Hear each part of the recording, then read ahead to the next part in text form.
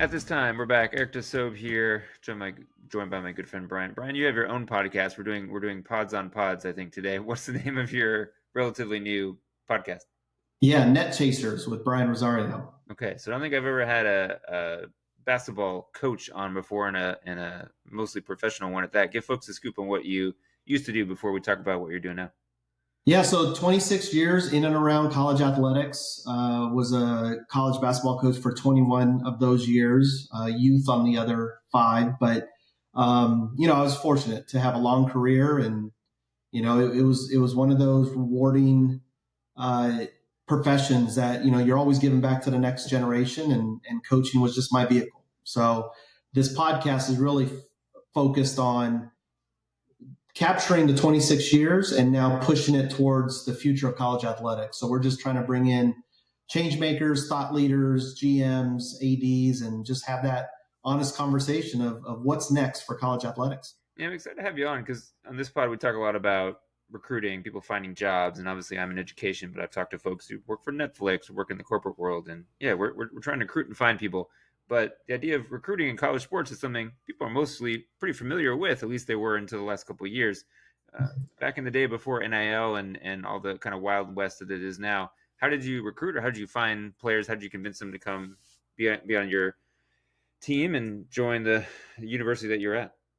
Yeah, I mean, it's like any other industry. You have to initiate targets.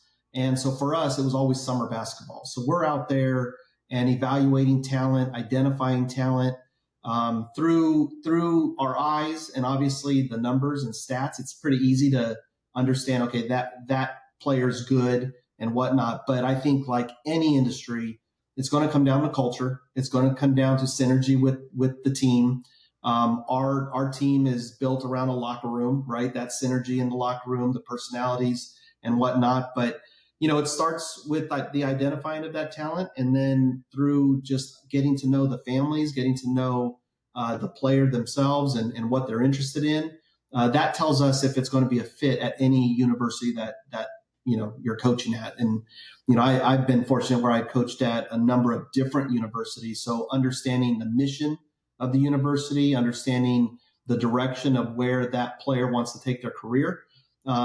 It then is packed on to the skills that they have as a basketball player, because without the skills, you're probably not good enough to be on our team.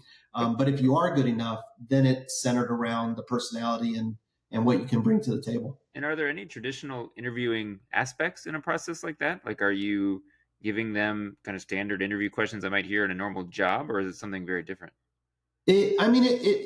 It's different in the sense of you're talking to a 14 to 18-year-old, but the arc of getting to know that player, to understand, do they deserve the scholarship that you're on or at, that's just through a series of conversations. So think of a senior level. I mean, you're interviewing maybe 4, 5, 6 times with so many different people. That's kind of the arc. I mean, through visits, through conversation with the family, visiting their house, going to a practice, like those are just the mile markers that you determine if they're a good fit or not. But that would be the interview process. And through the interview, I mean, there's a lot of times where, we cross off a player because mom and dad are crazy, and they're bringing a whole different level of the different, and we're thinking about the kids that are currently on the team and how they're going to fit, much like any hiring professional would for their professional team. Yeah. Okay, so college sports changed a lot very recently, and even if you're not a big college sports fan, it's hard to miss some of the headlines of what's called name, image, and likeness, or NIL.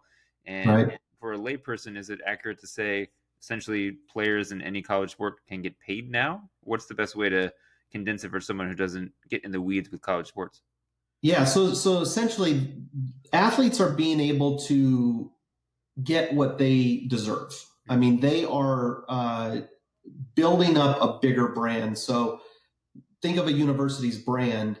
Athletes are there participating, and they are the free marketing that the university has. So now, through legislation, through state legislation and federal, but also NCAA rules, athletes are able to get monetary incentives two different ways. One would be NIL, so that's them creating their own brand, having collaboration with businesses, Mm. and then creating that revenue source. But now with revenue share, which is the House settlement that just happened in July, now they can receive compensation straight from the school.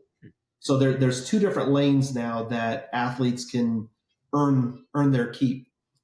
Interesting.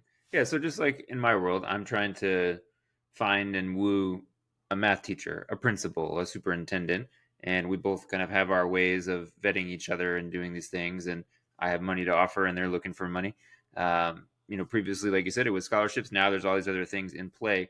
So as you're advising and coaching folks through this process, are you mainly dealing with the university side of the house or the athlete side of the house? Give folks a scoop on what actually you're trying to do now.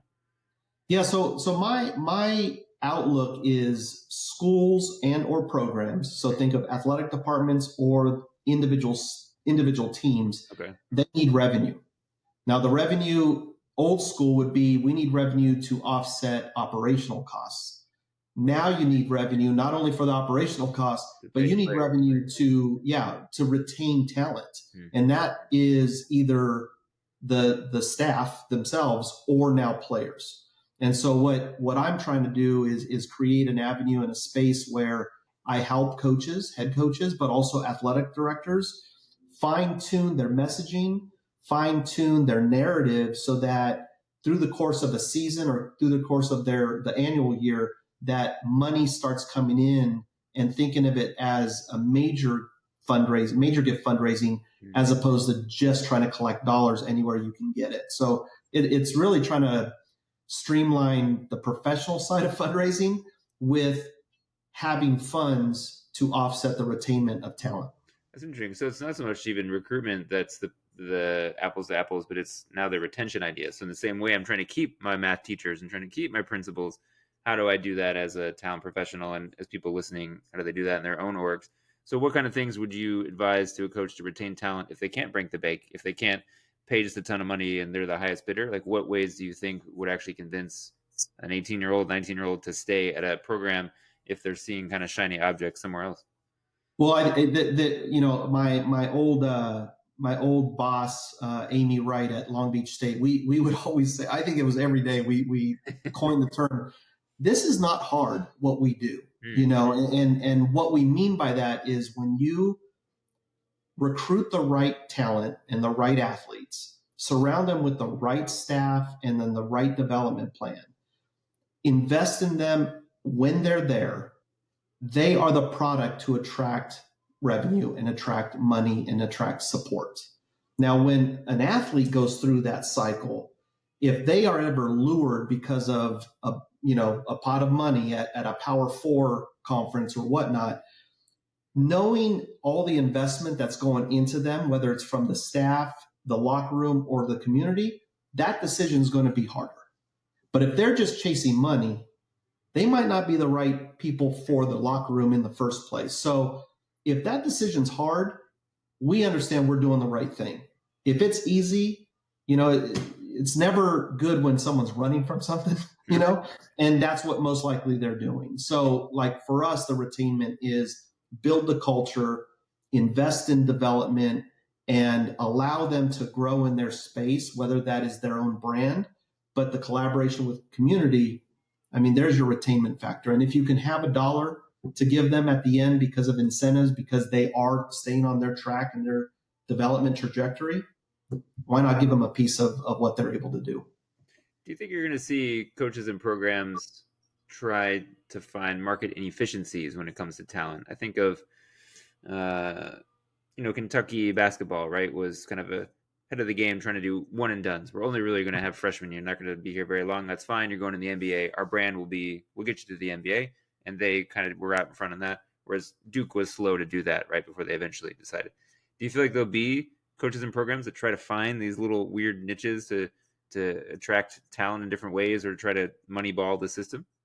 Well, I think it's going to be pushed by the dollar, a dollar that an athlete can earn, or what they see their counterparts earning. So the portal has blown up. So there are I mean, there's over 1,000 athletes in the portal at any given time in every division. So there's going to be turnover on the roster. So now roster management is going to be the important thing.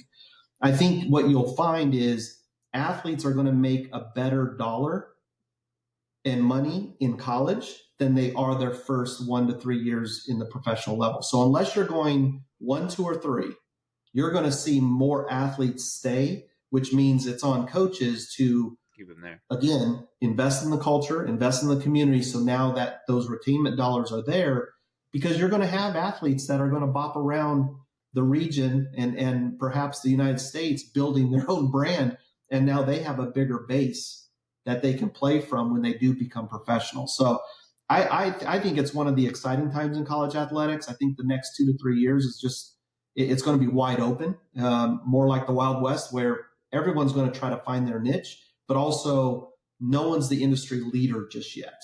And so that, I think that's that's going to be the interesting thing as we move forward in, the next couple of years is, what are athletic directors doing to beef up revenue?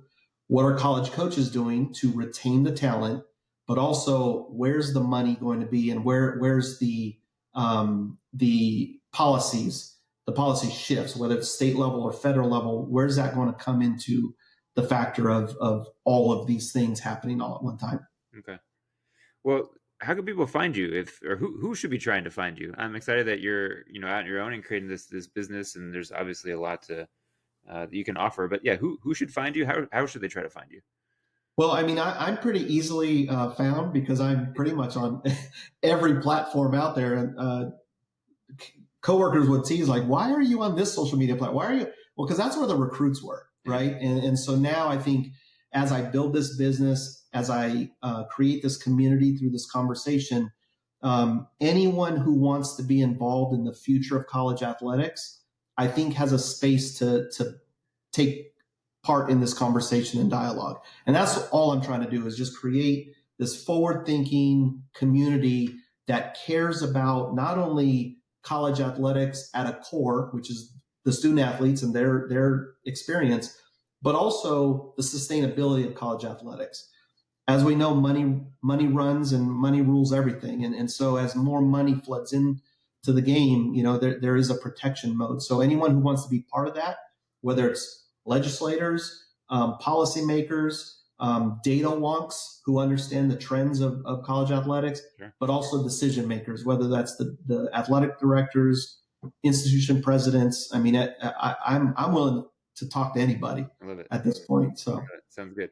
We'll make sure to put all that info in the episode description. Brian, thanks for coming on. Thanks everyone for listening. Catch all our past episodes, all the places you get podcasts. Catch Brian and I in Stunning 4K on YouTube and all the other places that you listen. Until next time, good to see you.